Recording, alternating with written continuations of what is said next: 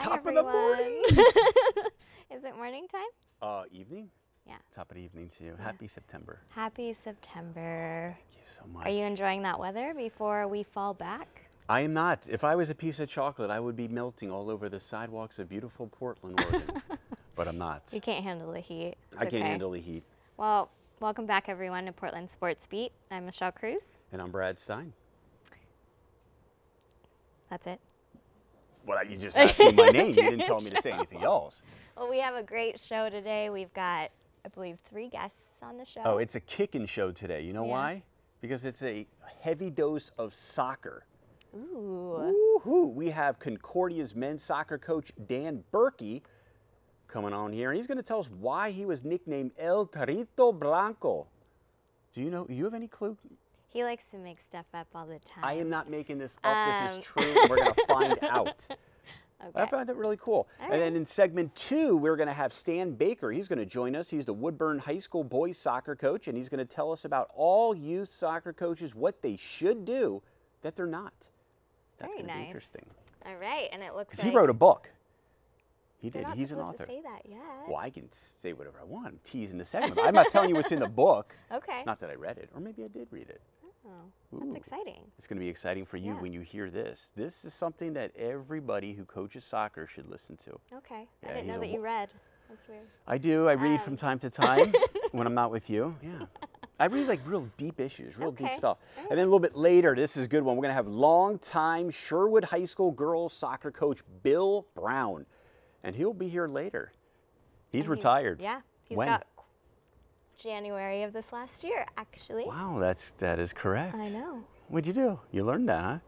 Yeah, it should be. I learned sometimes. Should be interesting. So don't forget, you want to go on our website. It's portlandsportsbeat.com. Also, you can follow us on Twitter at PDXSportsBeat. We are live every Wednesday on Comcast Channel 22. Yep. And it replays again on Fridays at 11 o'clock on Channel 23. Probably right. Very good. That's right. So we're going to send it over to the first interview. That is Concordia men's soccer coach Dan Birkey with PJ Miller. Thanks, Brad. Michelle. I'm here with Coach Dan Birkey, Concordia men's soccer coach. How you doing, Coach? Doing great, thank you. Good. So the way we like to start out the show is usually to introduce yourself, but first I got to know what's the deal with the nickname. Well, a lot of times you don't get to choose a nickname. It happens. It must have to do with the old playing style. So maybe a little strong in the tackle. Yeah. A little strong in the tackle. Just a tad, yeah. Is that something you teach your players now? Well, yeah. It works. All right. Yeah. So why don't you go ahead and introduce yourself and kind of give the viewers at home a little background about yourself. Well, I've been at Concordia University here in Portland. I was asked to take the job in 1988. A good soccer name. I was actually in Seattle working with Stuart Lee and working with Clive Charles. That is a very recognizable name in Portland. And Jimmy Conway, who at that time was Oregon youth president, as well as coaching out at Pacific, got a hold of me and said that there was a job at Concordia. And I interviewed, and it was good for them and good for me. They needed someone to come in and teach kinesiology and biomechanics. I was a younger man in 1988, had a lot of energy, so I was doing the teaching at the university, at that time Concordia College, a far cry from the way it's developed and grown to present status. But the project was on, and now there's the athletic department has grown substantially. The school's involved to a much larger involvement in the community and the state and the country. And so I find myself doing less teaching now and focusing more on the coaching, which is what the demands of our program require. So when you talk about the how do you say it again? I'm going with kinesiology. Kinesiology. Yeah. You know, that's a study of movement and how to be efficient in the way right. that you're moving and stuff like that. How do you think that benefits a player when they're out there on the field? Well, if I'm applying the sciences, it has to do with really how efficient one moves. And the study is really to help outside of athletics. Because actually my degree was from Portland State at that time. Dr. Lauren Roberts and Terry Hausch and some others that were more involved in the sports science than the sports science in the area of rehabilitation for injuries. And so I actually worked clinically for 4 years and found myself applying it more back to athletics as I kind of moved out of the clinical setting and realized that I missed the game and I missed coaching.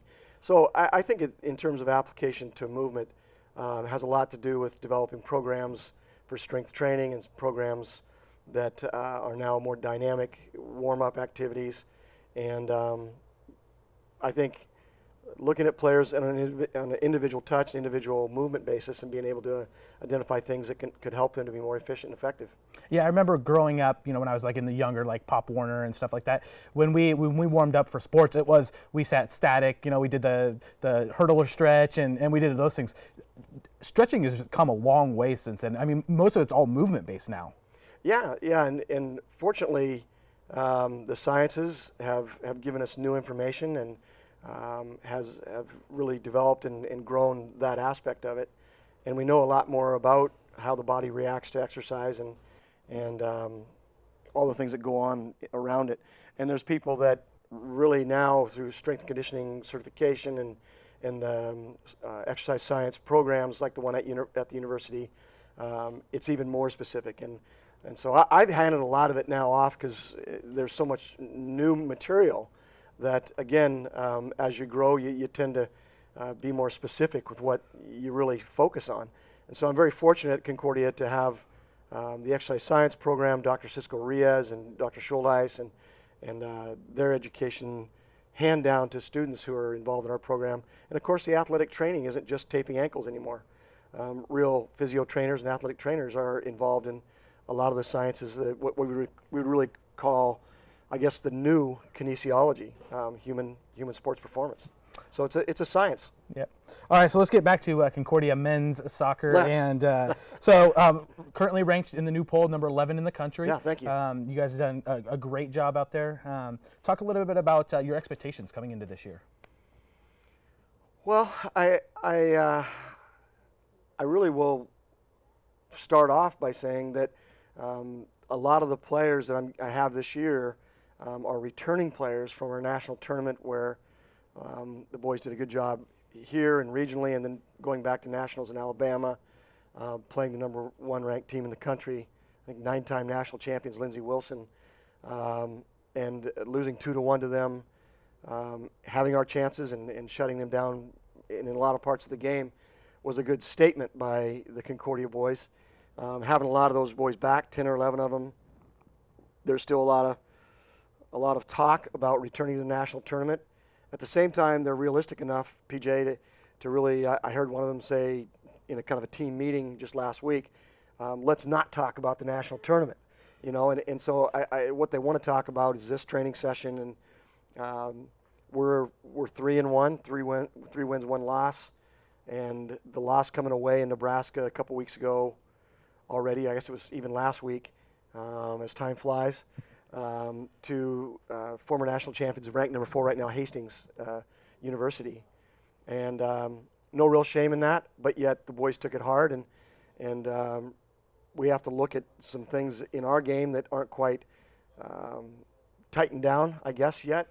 And the season is young, but I think the attitude is good and the camp is good. There's some new fellows come in that are going to help us, but it's a year where I've really got a lot of returning guys. And so I think the real key to it is not being too longitudinally, forecast too far out, but to really take care of the things that are right in front of us, and to get back to the national tournament is certainly, that long-term goal, really. So when you say one of the players came out and said, let's not worry about nationals, let's not talk about it, is that something that you've kind of been preaching to them through the offseason, or is that kind of something someone stepping up and take a leadership role and kind of trying to direct what's going on? Well, both. I think you do want, as players mature, you want them to be the spokesman for your team and for what the coaching staff has iterated with them. And so you want those things repeated. And you want to be a repeatable person when you're talking to teams and people in a leadership role. And so I think it isn't just a mantra or just something to be said. I think the guys mean it. And the game now requires so much more than just the 3 months of season or 4 months. The players are very busy in the off season. We play Oregon State and Seattle Pacific and you know, higher caliber teams than maybe what we can just get, you know, playing locally or just, you know, at the NAI level. And that challenges the guys as well in the off season. So I think that a lot of them have a bigger investment now than just the in season, and they work harder at it, and so they're indebted to that, and they want to see the fruits of that labor. So talk about some of the players that have who you're looking to be leaders this year. Well, you know, you start off with your captains. I think you know, a captain's band is an earned band, but at the same time, it's more of a responsibility perhaps than just an award. And I think at the college level, it really comes down to what goes on in the changing room and what goes on to the team at large, and dialogues that go along teammates to teammates, captain to captain. Outside of that, really, you're really trying to get it so that the team is talking about goals and objectives and things that are going on in training and outside of training. So there's that mutual relationship and trust and rapport that goes on. So you guys are 3-1. You talked about that. You know, pretty good start. You had the one where you lost to the number 5 team in the nation. What's kind of in the range in, you know, the next couple of weeks? Are there some big games or some things that you're kind of looking forward to? Some tests. Certainly, we pop into conference play now, and so we've had four tests, as you said, outside of that, and now it's really coming back to our conference, which leads to the conference tournament, that leads to the national selection and playoffs, and then the final 16 in Montgomery, Alabama. And you guys have won how many times your conference in a row? In a row, we've won, I think, 8 in a row. 8 in a row. But more like 13 out of the last 14 in this kind of deal. Yeah. So not a lot of people probably have heard about Concordia, like seeing the program. It's right in the middle of Northeast Portland. We went out to the campus. You guys have a brand new field out there. It's a great facility. We were out there earlier last month, and you know, it was just one of those things that I had never been out to the campus to watch any kind of sports, and I was just amazed at the facility that is out there, the history that you talked about. You know, winning it for 8 and 13 of the last 14. So, kind of talk to people about why Concordia has been able to be successful the way that they have. Well, I think, and first of all, thank you. The stadium and the new complex is phenomenal, but I'm answering the question. I think that the administration sees athletics as really a very visible part of the university, and works hard in the area of getting teams out for community relationships and community involvement. We have a good leadership program for athletes across the board. Our track and field has been phenomenal, and you start, like, our AD in a meeting this morning brought out that we're the only university in the country that has this week had 5 different programs in the top 25 in the country, national polls. So you've got men and women's soccer, you've got track and field, and our women's volleyball, our volleyball team. So the why of that, I think that Concordia is an attractive academic institution, and I think that real student athletes that really have the balance of those two things, look at the school academically as a very enticing and a good, solid academic program and some versatility and degrees and opportunities there. I think the faculty is sharp. I think they're very involved in students and understand particularly the student-athlete balance is important for those of us that are involved in both. And I think the administration is very proactive and has chosen the right programs that are needed by people hiring and have forecasted in the nursing program and social work, and some of these are education and the law program and the new school in Boise, that's Concordia Boise. Those are all, you know, you have to back up several years to get those things in place today. And so the school's done a good job of that. They're very involved in the move to Division II, NCAA Division II, from the National Athletic Association that we're in. And that's a a plan and an activity and an ongoing effort that's being made right now. And we're looking at the GNAC, the Greater Northwest Athletic Conference, for 2015. They're coming on campus to look at facilities and talk to coaches and athletic directors. So I think that the answer is really that Concordia tends to be a great place to be, number one, and a very proactive and aware community-involved university. And good people are attracted to that. All right. So if people want to find your schedule, where can they find that at? Well, everybody goes to the website, and that's where it is. So you just go cugo.com is the athletic website. All right. It's there for you. All right, so go check out some Concordia soccer, both men's and women's. Both teams are very good, so go check those out. Thank you very much, Coach, for coming on. Yeah, thank you, PJ. All right, Brad, Michelle, back to you. Thank you, PJ. Thank you, Dan. Welcome back to Portland Sports Beat. Remember, follow us on Twitter at PDX SportsBeat or online at portlandsportsbeat.com. What did you think of the interview? I thought it was great. Yeah. I mean, he's very accomplished, has been doing this for over 20 years. Do you want to know what his winning percentage is? What is it's it? not the best number, but I just thought it's relevant because Friday the 13th is coming up, this Friday. It is .66. Yeah, I know. So we're not going to mention the numbers, but he is a fabulous coach. I mean, just look at his records: top 20 national ranking in 16 seasons, 13 Cascade Collegiate Conference soccer championships. That's great. He's got a great resume. Are you going to go watch some soccer games? Absolutely. I'm going to call some soccer games, maybe tomorrow, Thursday. Ooh, exciting. Yeah. Well, let me know. High school soccer. Let me know. Are you a big soccer fan? I do love soccer. Yeah, I used to. You played? Okay, well, I played when everyone else played, which was basically in like 5th grade. 5th grade, yeah. Did they call you El Torito Blanco? No, I didn't make it that far. What was your nickname? You had to have one. I Tell didn't us. have one. They always called me Cruz. Just Cruz? Yeah, it was always Cruz. Like, Okay. Yeah, which is fine. Yeah, no, that's great. Nothing wrong with that. All right. All right, it's announcements time. Yeah. Okay. So why don't you go ahead? Okay, we have some good ones. I'd like to say congrats to Oregon State alumni Gary Payton for being inducted to the Basketball Hall of Fame. Congratulations, Gary Payton, one of the best defenders ever. Nice. Even though he prefers to defend, he says that John Stockton's harder to defend than Michael Jordan. He might be pulling our legs a little bit or doing it for a reason. Maybe trying to antagonize MJ. It's pretty crazy. Probably. Yeah. And we've also have congratulations in order to the men's national soccer team for defeating Mexico 2-0 to advance to the 2014 World Cup. USA, USA. All right, and also wrestling has been reinstated. Wrestling is saved.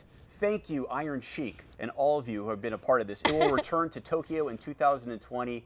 That is good news. 2020. This is one of the oldest Olympic sports, and they I almost know. eradicated So I'm glad they're it. continuing. Oh, I am too. I'm sure there are plenty of people that are happy about that. Can you imagine there's so many filthy sports and games that could be eliminated, and they were thinking about wrestling? Hey, it's a good Doesn't thing. make sense, but Can you imagine? No wrestling? it's not going to happen though. Okay. It's going to happen. All right, so we're going to Okay. move this over, and we have another great guest. It is Stan Baker, Woodburn High School boys soccer coach, and he wrote a book. Can't wait to find out about that. Please. Yes. All right, so we're going to send it over to PJ Miller right now. Thank you. Thanks, Brad, Michelle. All right, I'm here with Coach Stan Baker from Woodburn High School. How you doing, Coach? I'm just fine, thanks. Good.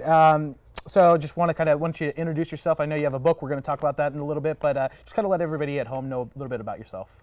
Well, I grew up in Northern California, playing soccer with a group of players who now are coaches and general managers throughout MLS.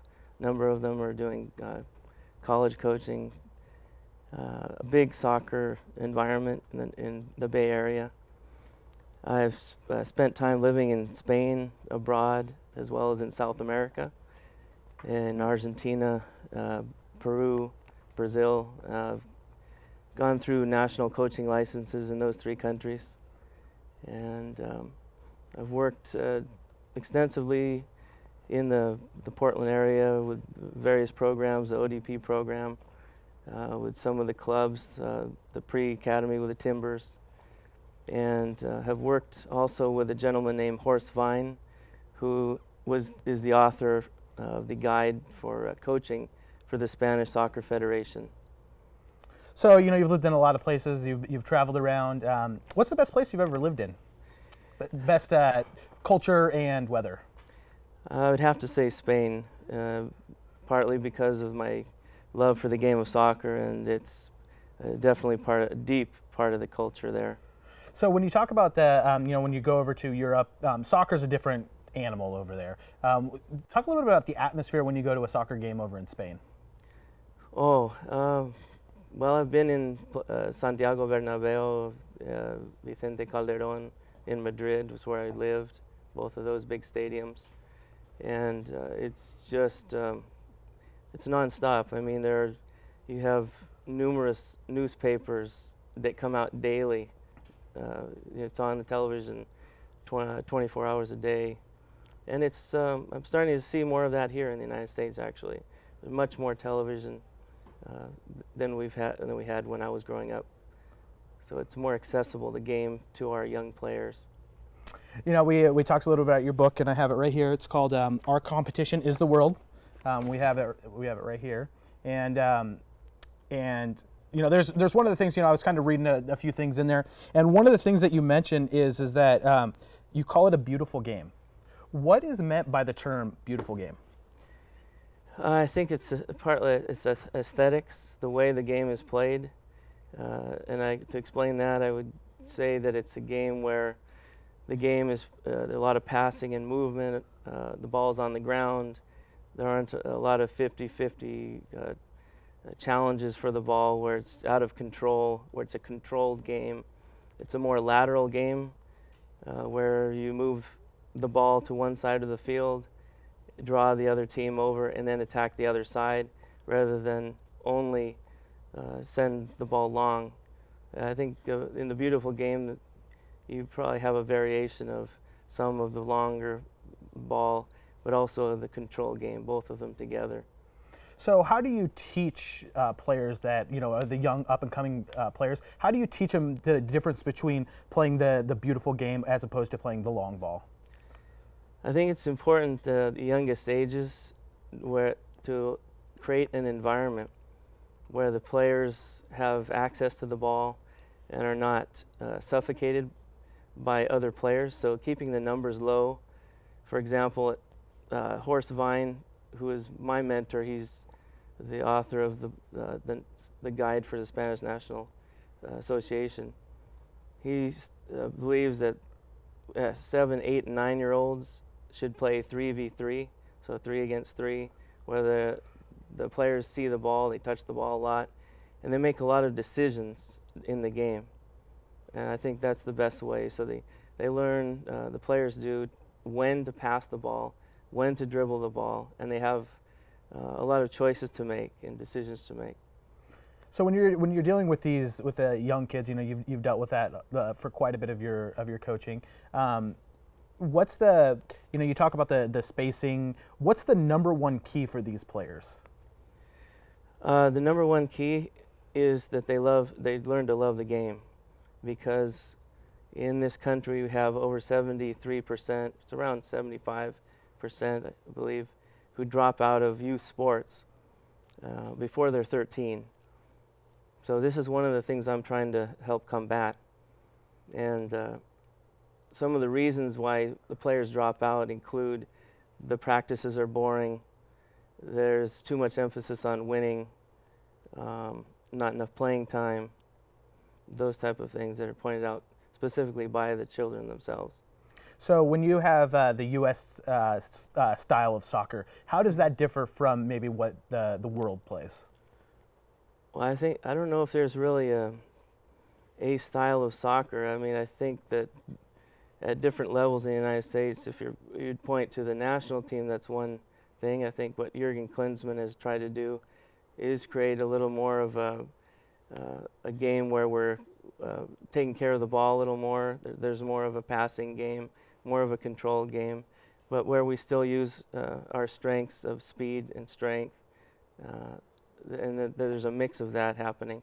And I think that's been a good thing. Okay, so I want to talk a little bit about Woodburn. You're the head men's basketball or soccer coach. This is your first year out there. You took over a team that has won 3 consecutive state championships out there, and you guys are 2-0-1 to start out the year. Talk about, you know, coming in as a first-year coach. You're you're going to play a little bit different style, it sounds like, than what they played in the past. What was that transition like? Well, I've coached maybe a third of the team before with the ODP program, so they know me. I've taught at the school, so I know most of the players. I've known them prior to coming on as a coach. And really, I don't know if we're really changing the style of play as much as we're changing some of the system of play that they played in the past. They played with a sweeper-stopper, which is an ancient system from the 70s. They played a very rigid 4-4-2. And what I'm bringing in is much more of an attacking-minded game with 3 forwards, where we send our backs forward, where there's a lot more movement and changing of positions in the midfield as well as up front. It's based on the Barcelona philosophy of play. So as someone watching it who doesn't maybe necessarily know a lot about it, what are some of the keys that they could look at that would kind of indicate a different style or changes that might bring? Well, we have 3 central midfield players, but we send our outside backs a lot. Sometimes we'll send both outside backs and then have one of our midfield players drop in the middle between the 2 center backs. So more offensive players in the zone, right?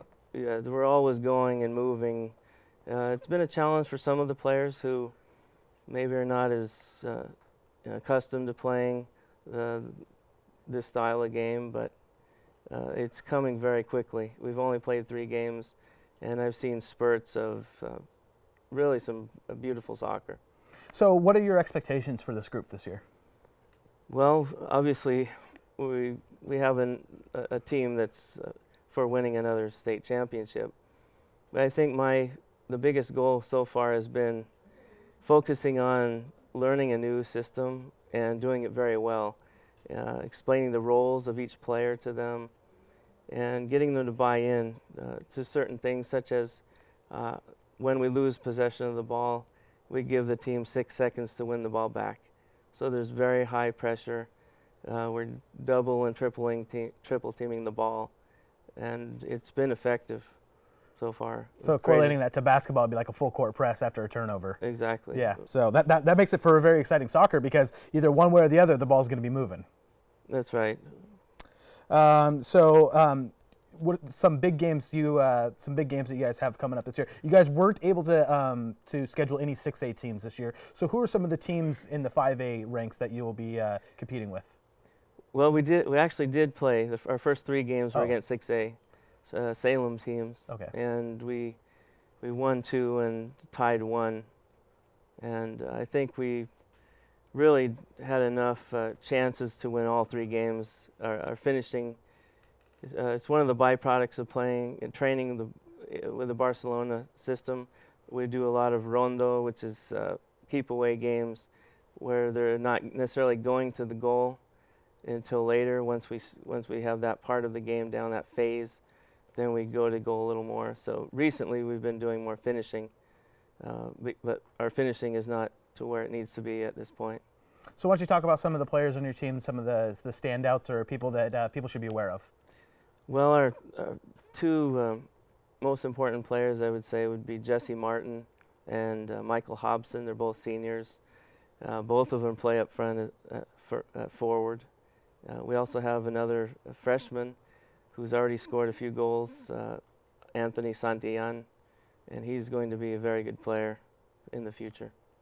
All right, and you were named the National Coach of the Year by the United States Youth Soccer Program.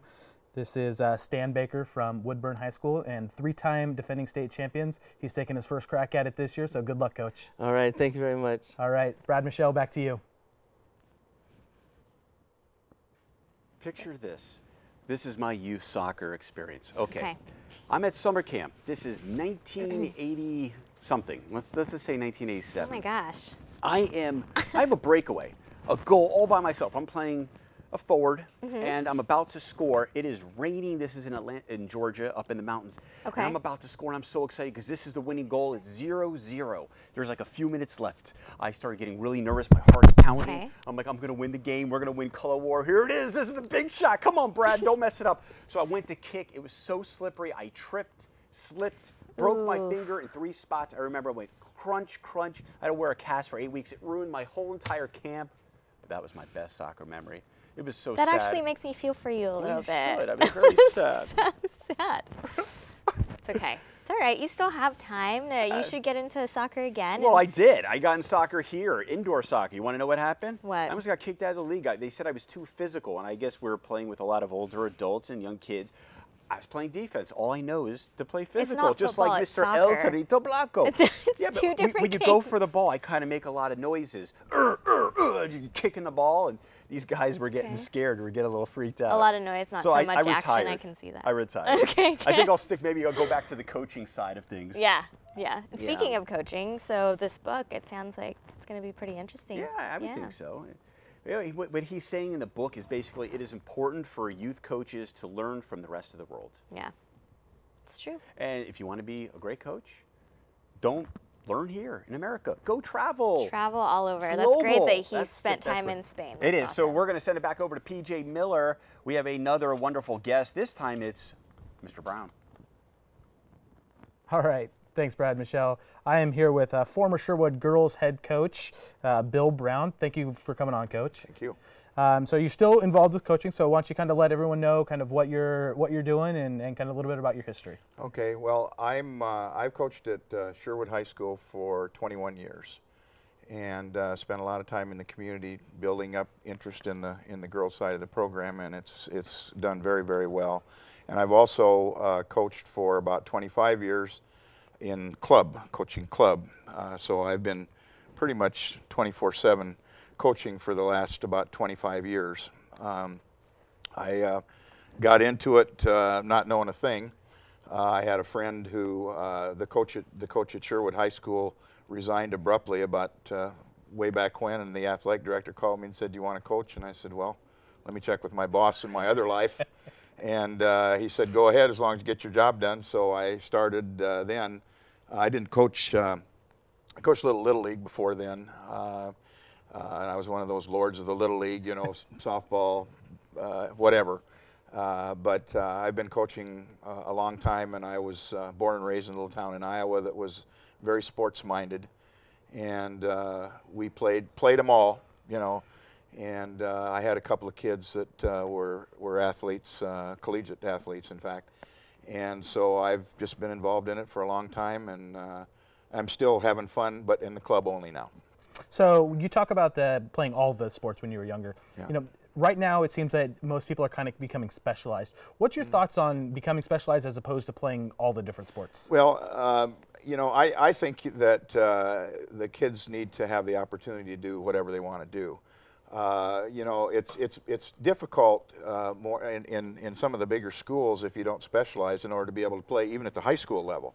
But me personally, my philosophy would be play as many as you can until you decide what you want to do, and then do it. I don't think we should. We tried it at Sherwood forever. We supported athletes across the board, but there is more and more specialization all the time. So Sherwood soccer, we went out to a game last year. You guys were playing St. Helens. We broadcast that game. Right. And you guys have a very, very good program out there. Talk about the history of the program and kind of how it became to what it is today. Well, we spent a lot of time early on in the community getting people interested. And I'm speaking primarily about the girls soccer program now. And we had a lot of kids that were good players, and we started to win. And I think over the course of my career there, I think we won the league about 10 times, and we won the state championship a couple of times, and played for it 4 other times. And there's just a lot of kids that really want to play soccer and want to play late on Monday night and Thursday night, and it's still that way. When I'm in the club right now, I coach a U13 group. Very, very good kids, and the U12s and the U11s are exceptional players.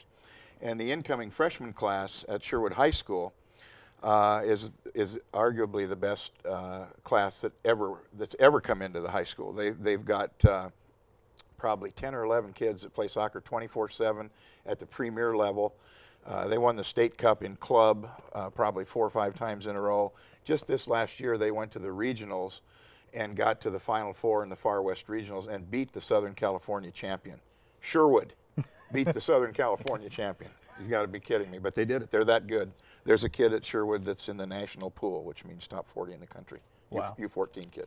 Wow. So what do you Sherwood is kind of blown up as far as the population out there, and athletically in the last like 10, 15 years has definitely risen. What do you kind of, you talked about the youth program out there. How do you get the youth involved into the sports? There's a lot of interest in sports in Sherwood, believe me, all the way across the board. And the athletic program there is successful. Football's really successful. Girls soccer's been real successful. Baseball, volleyball's getting better. There's a lot of kids that play club sports, and they like it, and the parents are real interested in it, and the kids get a lot of opportunities to play. And down at the youth levels, they do the things, the coaches work on the things that the high school coaches do. So when they get into high school, they have a real feel for what they're going to get into. It's a real serious athletic community. Maybe a little too serious sometimes, for all I know. So basically creating programs. Yes. So that from youth programs all the way Right. through high school, Right. you're teaching the same mechanics, the Pretty same much. things. Okay. Pretty much. So how does that when you have that kind of communication between the youth and the higher up teams, how does that benefit the players as they're coming through? Well, they learn at an early age what they can expect when they get into the high school, and they teach the same concepts, and so when they get into high school, they're familiar with it. The other thing is that in girls soccer, I always did stuff with them all summer long. Get them in summer league, get them in velocity sessions, and so on and so forth. So when they came into high school, they were in shape, and they knew what we were doing, and we could play kids in summer tournaments in summer league. And it's not about winning, and then it's really in my mind as a coach, I think one of the most important things that you can do is make sure the kids have fun. They gotta love what they're doing. I think Dan mentioned that, and so did Stan. I think that's a real important thing. Soccer's not easy. It's hard. You got to be in shape. You got to be able to run and run and run. You got to do things that are fun to keep them interested, and the love of the game. The love of the game is really important. So what would you attest to the amount of youth playing has always been pretty high, but now you're seeing more kids stay into it through their high school, and you see the national teams are doing better. They made the World Cup this year by beating Mexico. Right. Where does that growth come from that high school level to the pros? Well, or the national. the ones that do. I could speak to you a little bit about the collegiate players. We've had a number of players in Sherwood that have gone on and played Division I. In fact, I had 3 kids last year that are playing Division I soccer this year. One at St. Mary's, one at Pepperdine, and one at Oregon State, and they're all playing as freshmen. I also had an individual who played on the U17, under 17, and under 20 Mexico national team in the World Cup from Sherwood. They just continue to play. They get better. They love the sport. And for me as a coach and an individual, when those kids come back from college, or they come back with their kids 5-10 years later and call me up and say, "Can we go have coffee, or can we go have lunch or something?" That's what makes it for me. That's what makes it for me. It feels like I had an positive impact on their lives, and for me, it's always been about the kids, always. So let's get a little bit about Sherwood this year and the league that they're in, kind of a breakdown of that 5A area. So kind of give us a rundown of Sherwood and kind of how they're looking this year. Okay, I think, not being the coach, if I were the coach, I'd do this a little bit differently, but not being the coach, I think Sherwood's probably a favorite to win the Northwest Conference. They're very young. They have 6 or 7 freshmen on the varsity of that really good group. But they played Summit, who's the defending state champion. In fact, they beat us in the final last year. They played them 2-1 in the first game of the season. They had just lost 2-1, and they fought them tooth and nail. So they're going to be pretty good. The Northwest Conference, I think, is getting better and better. Liberty's always good. Wilsonville's a rivalry game for Sherwood. All bets are off when Wilsonville plays Sherwood, not only in soccer but everywhere. Sandy is getting better. The coach at St. Helens, the new coach at St. Helens, Simon Datas, I believe his name is, he's turned that program around in 2 years. Yeah. They used to be a gimme every time you're on the schedule, and now they're very competitive. And even the weakest teams in the league are getting better. I think the Northwest Oregon Conference is probably, if not the strongest, one of the strongest, 2 or 3 in 5A. And as far as the outlook for the season, I think Sherwood's got to be considered in the mix. They're a little young, maybe this year, but Summit, of course, is very good. Bend is always good, and Willamette in Eugene, always good. We knocked Willamette out the last 3 years in the semifinal down there, and they're by 1 goal all 3 times. They're a very good team. So it's going to be a very competitive league, but I think Sherwood's going to be right in there. So you handed the reins over to Coach Katy Hartman. Yes. And what are some changes that you've noticed, or have there been a lot of changes since she took over? Well, she doesn't hoard money like I did. That's for sure. She's spending all the money I left for her, which is a good thing. She runs a different formation than I did. She runs a 3-4-3, and 3 forwards and 3 in the back and 4 in the middle. Kind of like what Stan was talking about. I never did that. I usually did a 4-5-1 or 4-4-2, but she's running a different formation, and I think she's going to be excellent. I think she's going to be excellent. They're competing. The kids at Sherwood, you don't have to worry about them competing. That's usually not a problem. They want to be there, and they work really hard. I think she'll be very successful.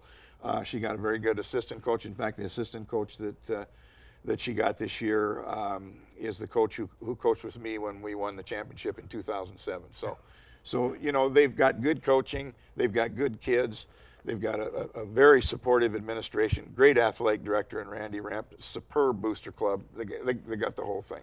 It should be really good. All right. We're going to have you back. We're going to have Stan and Dan come on with us, and we're going to do a little round table here at the end. Okay. We're going to talk about some just soccer in general kind of stuff. Okay. So we're going to throw it back to Brad and Michelle, and we'll be back in a couple minutes.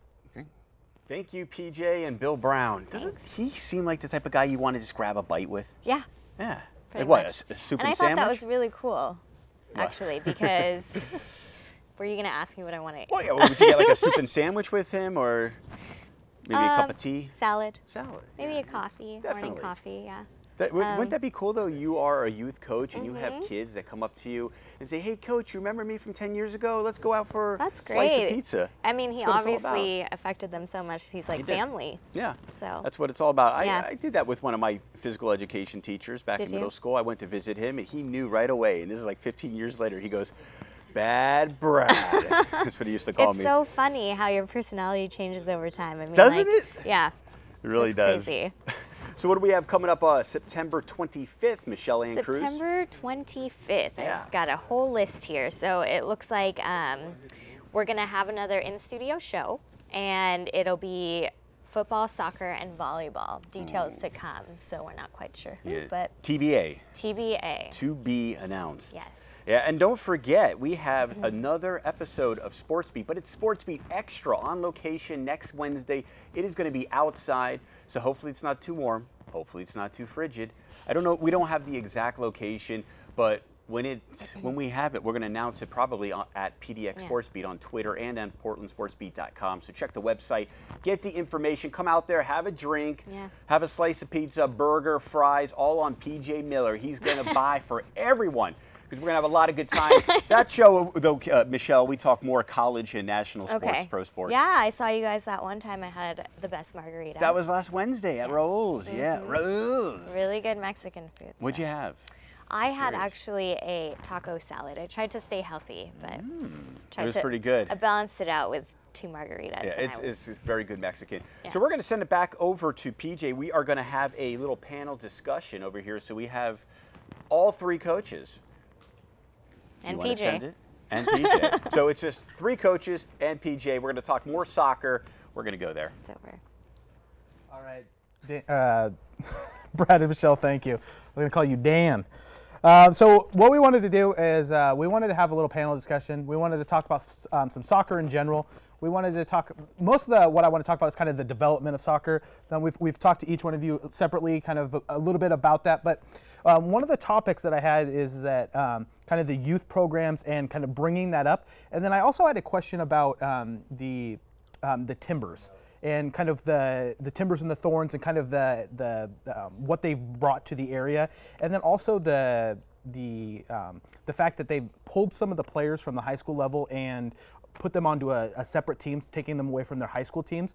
And I don't want to necessarily talk about that specifically, but kind of in general, what's the advantages of playing in a group with a lot better players or players that are at your same level as opposed to playing with a high school team where maybe you're going to be better than some of the other players? So those are a couple of topics that we wanted to talk about. So why don't we go ahead and talk with you, Stan? Let's talk a little bit about the development and kind of where you see the development coming in the next 5 years for soccer at the youth program. How is that going to happen?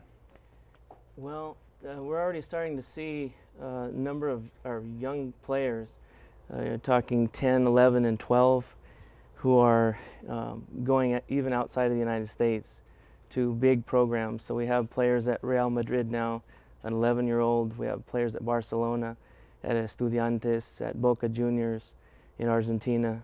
So we do have a platform here with the academies growing in the United States, but even players who excel, to a really high level, are finding their way overseas to these programs where they're actually going and living abroad with some of the biggest clubs in the world.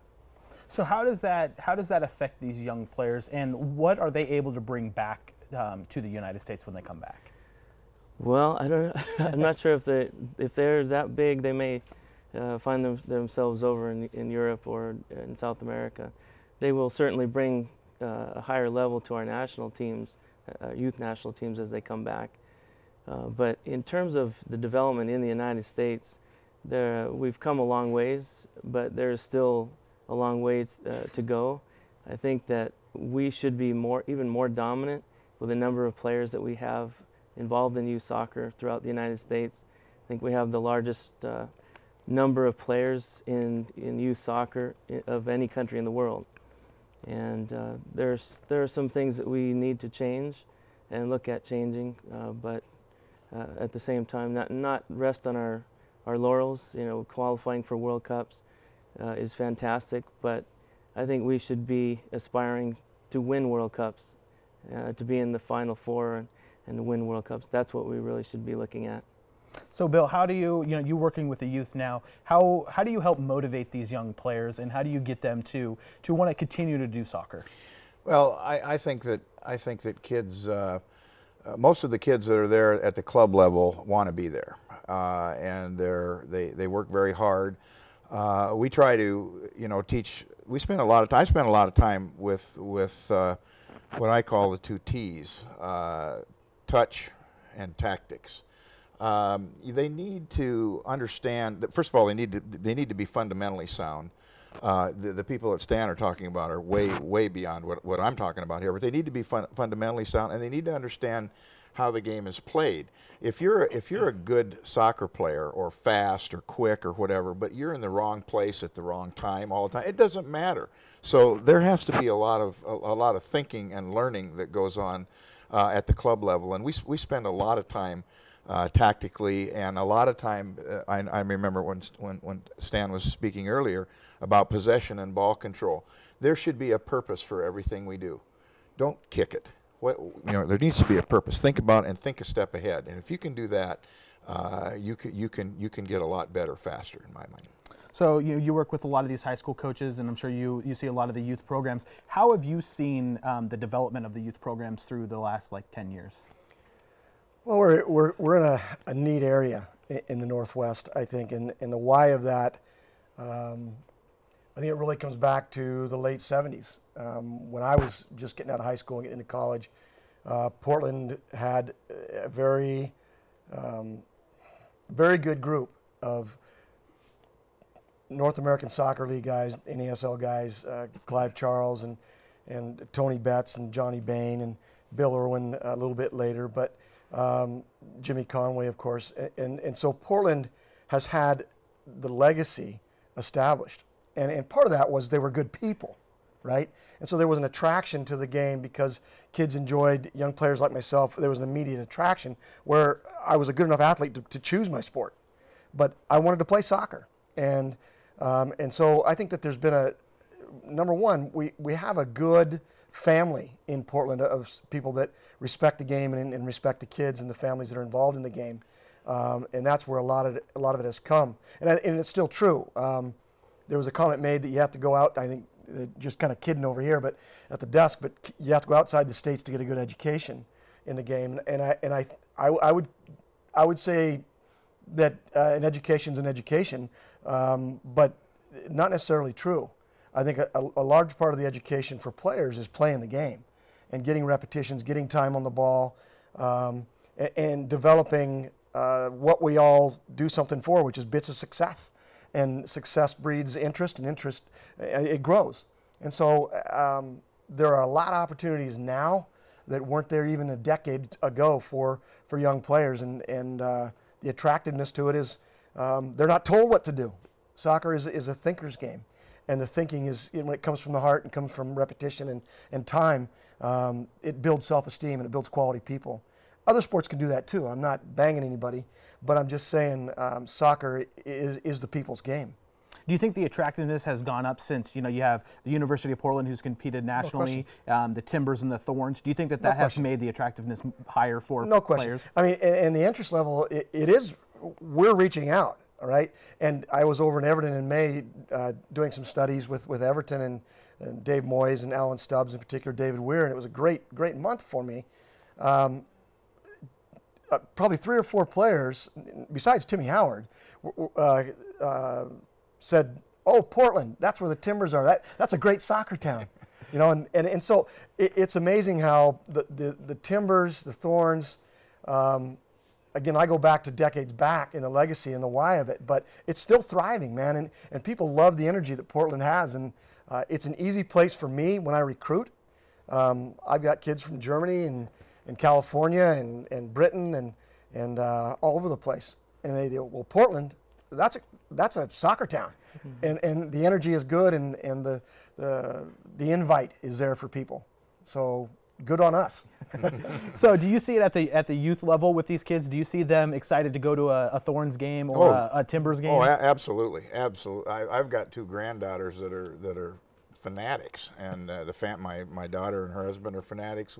They go all the time. It's hard to get a Timber ticket anymore, but you can still go see the Thorns, and they get 12 or 13,000 people there, and it's a beautiful stadium, and it's like Soccer City, like you say, and there's, you look around and there's just hundreds and hundreds, thousands of youth soccer players there in their uniforms and just having a great time, and I think they've marketed it well, and they do a great job here. The kids love it. Kids love it. So how do you think that the success that's come in the Northwest, how do you think that's affected the soccer perception here? Well, I think the atmosphere in the stadium, I mean, that's been there they've always had that. I think this year with Caleb Porter, what he's brought, the way he approaches the game and what he's done with the first team has actually brought some more interest, I would say, in areas such as the Woodburn area, where they're actually, they see the team playing soccer on the ground, a little more controlled, a lot more attacking minded. And so I think they're drawing some other fans that maybe were a little hesitant at the beginning because they saw a lot of the balls in the air and an uncontrolled game maybe the first year, but now it's a little bit different.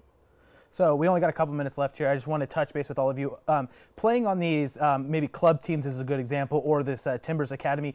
What are the benefits for these players of playing on a level where they're playing with other players that are maybe at the same skill level as them? I think the biggest thing is the speed of play and speed of thought that happens when it's a quicker game. You have to be more precise with your passes and movements. You have to know how to run off the ball. You can't just run around anywhere. And it's got to happen quickly. And you have to think a step ahead. I think playing against better players and with better players brings about that environment. So what are some benefits of playing with your high school team as opposed to playing on one of those teams? High school is a little different than the club. High school is about community. It's about your friends. It's about the school. And it's a little different kind of a situation, but it's a prideful thing for kids. They love to play on Friday night at Sherwood. If you go to a football game, you can't get near the place. When the soccer team starts to win, the stadium starts to fill up a little more too. But high school is a little bit different. But I think it's a great experience. Of course, I was there for 20 years. I've been in both sides of the thing, but it's a great experience for the kids, I think. All right, I want to say thank you very much for all you coaches. We got Stan Baker, Bill Brown, and Dan Birkey. Coaches, thank you very much. It's been a great show, and we really appreciate you guys coming on. Thank you. All right, thank you. All right, Brad, Michelle, back to you. Thank you, Dan, Stan, and Bill, and PJ. I guess you have to say PJ, yeah, Paul Jr. That was a lot of experience there in soccer coaching. It was very interesting to listen to them talk about their different experiences, and I feel like they all brought something different to the table. Absolutely. Yeah. If you combined all their career wins, how many do you think there would be? All three of them combined. I can say a percentage. Okay. What's Maybe the percentage? Maybe like 86%.